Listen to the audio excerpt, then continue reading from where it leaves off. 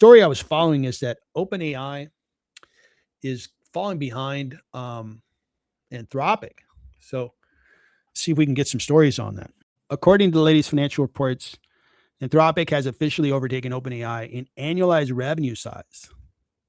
So Anthropic is at 30 billion and OpenAI is at 24 to 25 billion.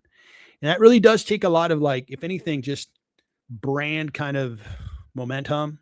OpenAI, you're not the fastest growing company anymore. You're a good company, really exciting, but looks like Anthropic has got something that people want and it's able to charge more for it.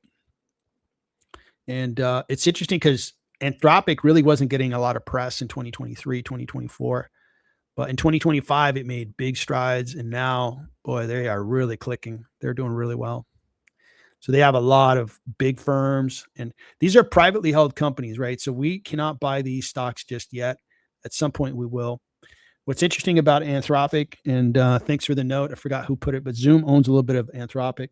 And Google owns 14% of Anthropic stock. And then Amazon owns 15 to 19% of the stock. So there's some big players behind this guy. And OpenAI, of course, is owned by a good portion of it is owned by Microsoft. And I think some others are also invested in it, like NVIDIA.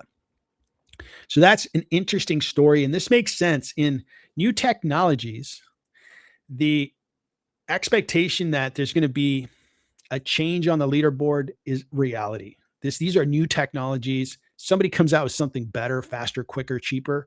They kind of take the lead. And it's going to be hard. Like the first movers, they have an advantage and a disadvantage. The advantage is, hey, everybody remembers them like, oh, that was OpenAI was like the first really cool app where you can do generative AI. It's really cool. But oftentimes it's the second, third, fourth, fifth movers. Just to give you an example, we all know Google search. It's the number one. It's dominant. They were not the first search engine. There was like 100 of them. That's not an exaggeration before them. But nobody really took search that serious and didn't do it as well as Google. So Google dominated. They provided the best experience, best results. And once they were able to really control that particular aspect of the internet, they were able to charge for the advertising, AdWords, and they became this huge, valuable company.